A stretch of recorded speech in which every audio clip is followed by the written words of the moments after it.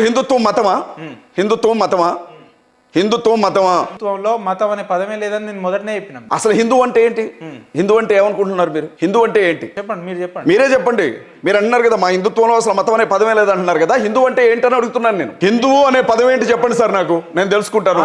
ఆచారం అంటాం మేము. కాదు ఆచారం ఏంటి సార్? ఇప్పుడు సార్ మీకు తెలుసు అనుకోండి, మీరు చెప్పండి. నాకు తెలియకపోతే నాకు తెలియదు అని తెలుసుకుంటా. మీకు తెలియదు అనుకోండి, తెలియదు అని మీరు చెప్తేనే వినాలని నా బాధ. సూపర్ అండి. నేను ఒక విషయం చెప్తున్నాను. క్రిస్టియానిటీ మతం, ఇస్లాం అనేది మతం, బ్రాహ్మణిజం అనేది మతం. ఈ మతాలను పక్కన పెట్టండి.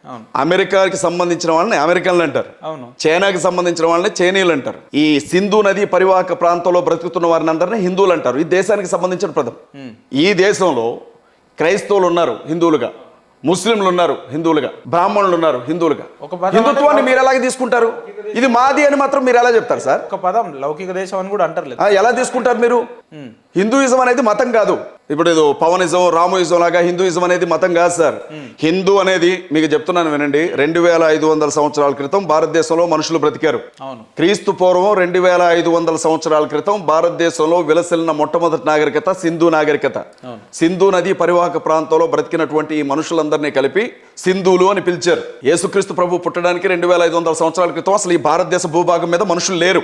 2500 సంవత్సరాల క్రితం నుంచి ఇక్కడ నాగరికత అనేది మొదలైంది మనది. ఆ సింధు నది పరివాహక ప్రాంతంలో బ్రతికిన వాళ్ళందరినీ హిందువులు అన్నారు, సింధువులు అన్నారు. ఇప్పటికీ హిందువులు అంటారు. మీరు దుబాయ్ కానీ కువైట్ కానీ వెళ్ళండి, ఇప్పటికీ అదే పేరుతో పిలుస్తారు మిమ్మల్ని. హిందూ అనేది దేశానికి సంబంధించిన పదం. దాన్ని వదిలిపెట్టండి పక్కకి దయచేసి. మా హిందువులు అనొద్దు. మేమెవరం సార్? అమెరికన్స్ మేము, పాకిస్తాన్ వాళ్ళం మేము, చైనా వాళ్ళం మేము హిందూసే. ఈ దేశంలో పుట్టిన ప్రతి ఒక్కడు హిందువే. అతను క్రైస్తవుడైనా, ముస్లిం అయినా, బౌద్ధుడైనా, జైనుడైనా, ఎవడైనా హిందువే. ఎవరు సార్? జై హింద్ ఎందుకన్నా సార్? చచ్చిపోయిన వాడికి జై ఎట్లా చెప్తారు సార్? శ్రీరాముడు చనిపోలేదా? చనిపోయిన వ్యక్తికి ఏం చెప్తారు సార్? చనిపోయిన వ్యక్తికి ఏం చెప్తారంటున్నా. మళ్ళీ జై చెప్పమని ఎట్లా అడుగుతున్నారు మీరు నన్ను? చనిపోయిన వాళ్ళకి చెప్పరు. చనిపోయిన వాళ్ళకి జై. మహాత్మా గాంధీకి జోహార్ అంటే విన్నా నేను, రాజీవ్ గాంధీకి జోహార్ అంటే విన్నా, ఇందిరాగాంధీకి జోహార్ అంటే విన్నా, రాజశేఖర రెడ్డికి జోహార్ అంటే విన్నా, ఎన్టీఆర్ గారికి జోహార్ అంటే విన్నా. చచ్చిపోయిన వాళ్ళకి జోహార్ చెప్పడమే మాకు నేర్పించారు స్కూల్లో. మరి మీరు కొత్తగా ఏమైనా చెప్తున్నారు చచ్చిపోయిన వాళ్ళకి జై చెప్పండి అని? రాహుల్ గాంధీకి జై అంటావు, రేవంత్ రెడ్డికి జై అంటావు, జగన్మోహన్ రెడ్డికి జై అంటావు, చంద్రబాబుకి జై అంటావు, బతుకున్న వాళ్ళకి జై అంటావు. శ్రీరాముడు చచ్చిపోయాడుగా, చచ్చిపోలేదా? సరైన నదిలో ఆత్మహత్య చేసుకొని చచ్చిపోయాడు కదా. మీరు అవతారం ముగించాడు అనండి, లేకపోతే నీళ్లలో కలిసిపోయాడు అనండి, మీరేం చెప్పినా చచ్చిపోయాడా లేదా మనిషిగా పుట్టిన తర్వాత? చనిపోయినటువంటి వ్యక్తికి జై ఎట్లా చెప్తారు సార్? మళ్ళీ జై శ్రీరామన్ అని చెప్తున్నారు మీరు, ఎట్లా చెప్తారు అసలు? జోహార్ శ్రీరామందాం. నాకు కూడా అభిమానమే రావడం అంటే. చెప్తారు అట్లయినా కూడా. జోహార్ శ్రీరామందాం. చచ్చిపోయాడు కదా మనిషి. గరికపాటి నరసింహరావు గారు చెప్పలేదా? శ్రీరాముడు ఉట్టి మనిషి, దేవుడు కాదు, మీకు భక్తి ఎక్కువై పూజిస్తున్నారు అని గరికపాటి నరసింహరావు గారు చెప్పారు. మనిషిని పూజించాల్సిన అవసరం ఏంటి సార్? సృష్టికర్త ఉన్నాడు కదా, సృష్టి మొత్తాన్ని చేసిన దేవుడు ఉన్నాడు కదా, ఆయన పూజిస్తాం. మనిషిని ఎందుకు పూజించాలా? మీరు నన్ను పూజించడం, నేను మిమ్మల్ని పూజించడం ఏమొచ్చింది? నేను తిండి తింటాను, బాత్రూమ్కి వెళ్తాను, మీరు తిండి తింటారు, బాత్రూమ్కి వెళ్తారు, ఇద్దరం ఒకరోజు చచ్చిపోతాం. నేను మిమ్మల్ని పూజిస్తే నాకేం వచ్చింది? నన్ను పూజిస్తే మీకేం వచ్చింది? జోగి జోగి రాసుకుంటే బూడిద రాలిద్ది అన్నట్లు ఉంటుంది. ఎవరు సృష్టికర్తను పూజించాలి అంటే బైబిల్ లెక్క ప్రకారం ఎవరు మీ సృష్టికర్త? అంటే సృష్టికర్తకి పేరేముంది సార్? ఆయన ఒకసారి పేరు అడిగారు. మోషే అనే ప్రవక్త ఆయన ఒకసారి పేరు అడుగుతాడు. మన పక్కనే ఉండే ఈజిప్ట్ దేశంలో ఇజ్రాయెల్కి సంబంధించిన ప్రజలు 430 ఏళ్ళు దాదాపు బానిసత్వంలో బ్రతికారు. ఇది హిస్టరీ, బైబిల్ కథ కాదు. బైబిల్లో కథలు ఉండవు సార్, హిస్టరీ బుక్ అది. అందులో ఉన్న ఏ దేశానికైనా వెళ్ళండి ఆ దేశం ఉంటుంది, ఏ నాగరికతకైనా వెళ్ళండి ఆ నాగరికత ఉంటుంది. ఇజ్రాయెల్లో ఉన్న ఈ ప్రజలందరూ కూడా 430 ఏళ్ళు ఈజిప్ట్లో ఉన్నారు. ఆ ఈజిప్ట్ బానిసత్వంలో వాళ్ళు బ్రతకలేనప్పుడు మనల్ని బ్రిటిష్ వాడు పరిపాలించినట్లుగానే వీళ్ళని ఈజిప్ట్ వాళ్ళు పరిపాలించారు. ఆ టైంలో ఈజిప్ట్ దేశంలో ఈ జనం మొత్తం అక్కడ బతికారు.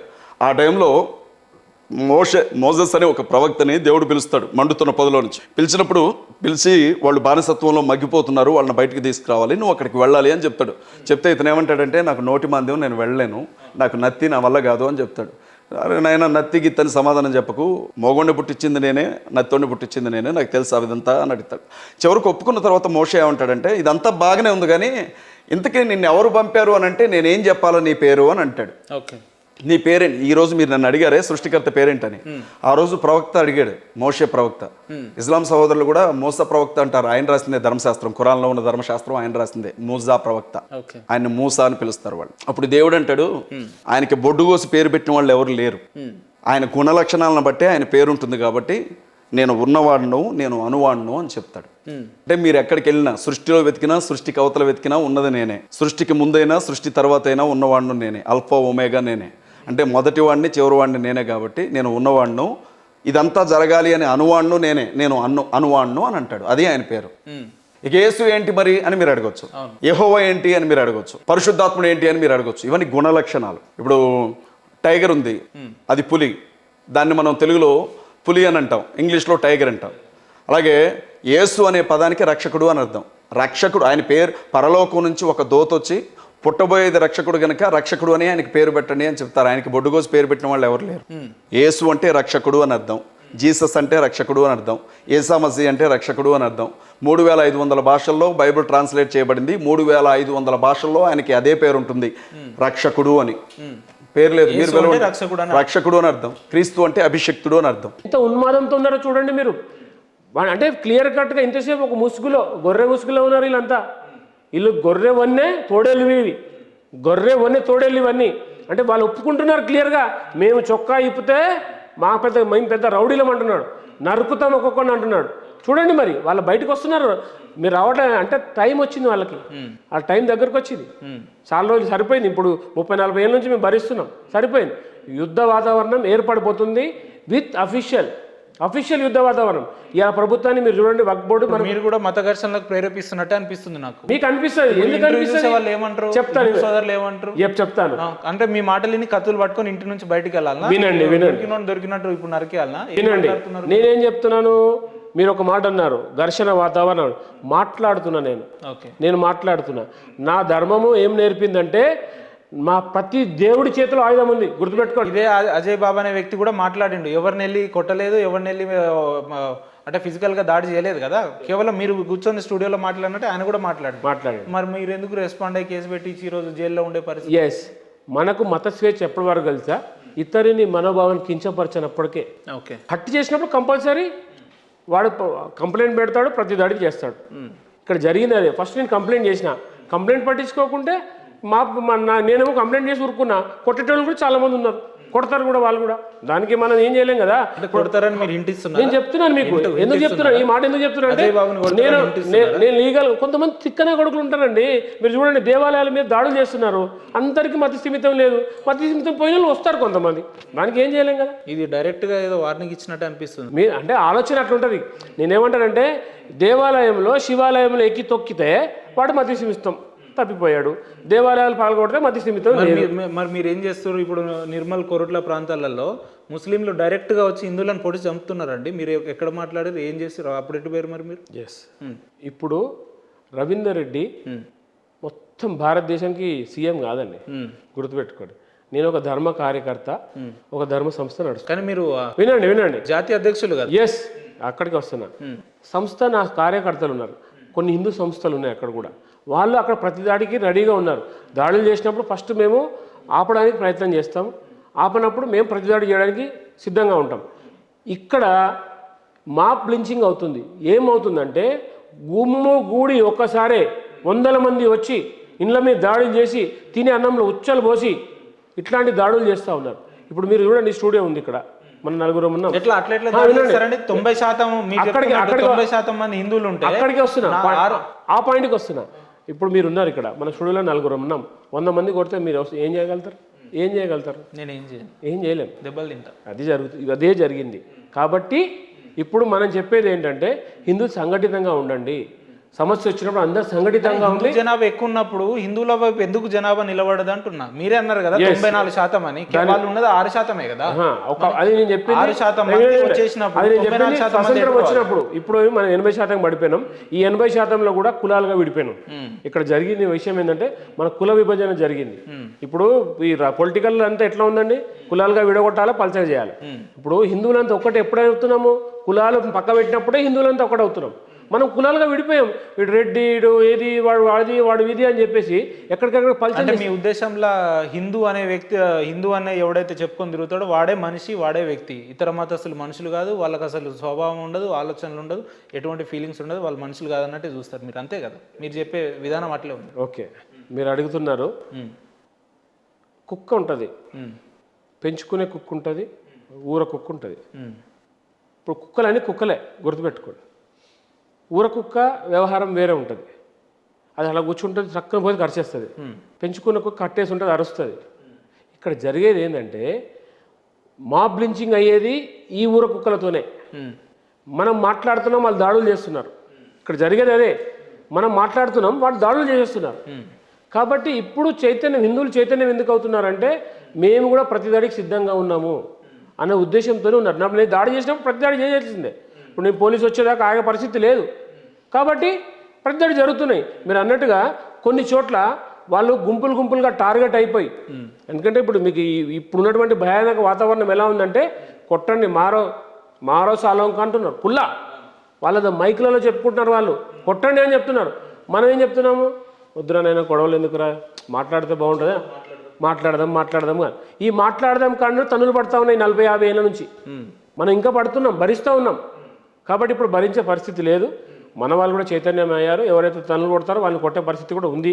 కాబట్టి ఆ స్థాయి దాకా వెళ్ళొద్దు అంటున్నాను. ఏమనిపించింది, ఏమంటారు, మీ నరాన్న హిందుత్వాన్ని నింపుకున్న ఒక వ్యక్తిగా అజయ్ బాబు అనే వ్యక్తి రాముడి మీద కావచ్చు, సీతమ్మ గారి మీద కావచ్చు ఈ రకంగా మాట్లాడినప్పుడు, ఆ పదజాలం మీరు విన్నప్పుడు మీకు ఏమనిపించింది? ఫస్ట్ అయితే టీవీని అలవడాలనిపించింది. బాగా కాస్ట్లీ అని ఆగినట్టున్నారు. కాస్ట్లీ కదా, నష్టపోయేది మళ్ళీ నేనే కదా. టీవీలో వచ్చినది పగలగొట్టాలనుకున్నా. అందులో నేను కూడా ఉన్నా అండి. ఫస్ట్ అనుకున్నది ఏంటంటే టీవీలో వచ్చినది కూడా పగలగొట్టాలనుకున్నా. పగలగొట్టాలని ఏం చేయాలి, ఈయన పుంగి పగంచాలంటే ఫస్ట్ కంప్లైంట్ చేయాలి, న్యాయంగా పోరాడదాం అని చెప్పి ఫస్ట్ పోయి కంప్లైంట్ ఇచ్చిన. ఎత్తుకొచ్చారు, పుంగి బజాయిస్తారు. అది కామన్ కాదు. పోలీస్ పని గతంలో కూడా హనీ జాన్సన్ అనేవాడు ఇలాగా వాగాడు.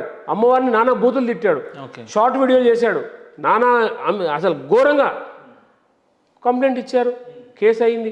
ఎందుకు అందరు మీ లెక్క లీగల్గా మాట్లాడితే బాగుంటుంది కదా, మరి ఎందుకు ప్రవీణ్ పగడాల చనిపోయిండు, ఇక నెక్స్ట్ నిన్నే వేసేదాన్ని అజయ్ బాబు గారిని బహిరంగంగా మెసేజ్ పంపడం ఎందుకు? ఎవరు పెట్టింది ఎవరు? హిందువులే పెడుతున్నారని సమస్య లేదు. ఇక్కడ హిందువులు పెడుతున్నారని చెప్తున్నారు. క్రిస్టియన్ ముసుగులో ఉన్నటువంటి కొంతమంది చెప్తున్నారు. ఇక్కడ కూడా మనోళ్ళు బెటర్, అట్లా అవసరం లేదండి. ఒక చిన్న ఉదాహరణ చెప్తాను.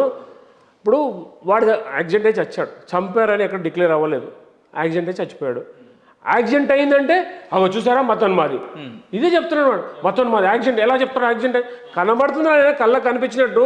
వాడు తాగి ఊగుతున్నాడు, లారీ కింద పడబోయాడు, అక్కడ డివైడర్ గుద్దుకొని పడ్డాడు, ఎప్పుడు చూసినా చెప్తాడు. కొంతమంది పాస్టర్లు ఏమంటారంటే అది యాక్సిడెంట్ కాదు, కావాలని ఎవరో చేసిరు, బండి చెద్దరు కప్పుకున్నట్టు ఎట్లుంటుంది, లేదంటే గాగుల్స్కి ఒక స్క్రాచ్ కూడా రాలేదు, మాస్క్ తీసి పక్కన పెట్టున్నది, ఇది ఎట్లా సాధ్యం అని అంటారు. చిన్న సలహా చెప్పనా, బండి ఎట్లా పడాలని కూడా నువ్వే చెప్తావా?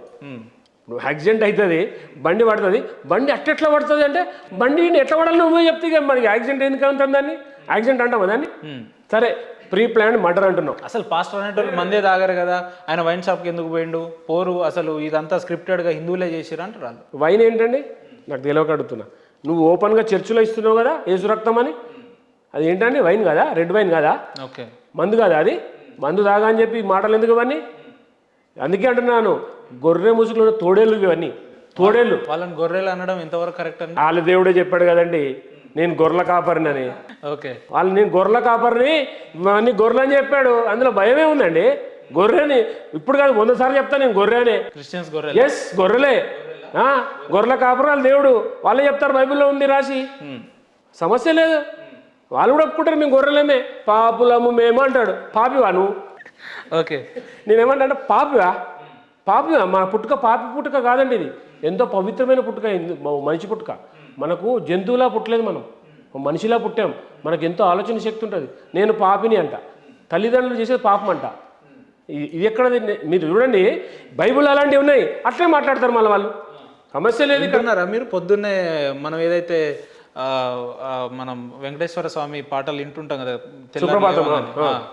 గాయత్రి మంత్రం కానీ ఇంకో మంత్రం కానీ వింటూ ఉంటాం కదా, శ్రీనివాస గోవింద అని కానీ. ఈ మధ్యలో వాళ్ళ పాటలు కూడా వింటున్నట్టున్నారు, ఏసయ్య గోవింద అని పెడుతున్నారు, కొబ్బరికాయలు కొడుతున్నారు, యాటను కోస్తున్నారు, బోనాలు తీస్తున్నారు. ఉపేందర్ గారు ఏమంటా అంటే వాళ్ళ మతమే copy paste. Okay, copy paste మతం. వాళ్ళకి ఎవరు చెప్పారండి బైబిల్లో సూక్తులన్నీ? ఎక్కడి నుంచి వచ్చాయండి? వాళ్ళు ఖురాన్ నుంచి తీసుకున్నాయి. వీళ్ళు ఏమైనా పుట్టించినాయి అవి, ఏమైనా వీళ్ళు రాసినా? వాళ్ళు తీసుకునే కదా, ఎక్కడి నుంచి కాపీ పేస్టే కదా. వీళ్ళు సృష్టించినా ఏమీ లేవు. అంటే వీళ్ళు పెద్దగా వీళ్ళకు దైవతతో వచ్చి చెప్పింది ఏం లేదు. ఇక్కడ జరిగేది ఏంటంటే మన ప్రతి శ్లోకంలో 100 అర్థాలు ఉన్నాయి. ఓకే, 10 మందికి మంచి చేసి ఎక్కడ చంపమని చెప్పలేదు మన దాంట్లో ఎక్కడ కూడా. కానీ వీడు చంపు, చావు, ఏమైనా చేయి ధర్మం కోసం.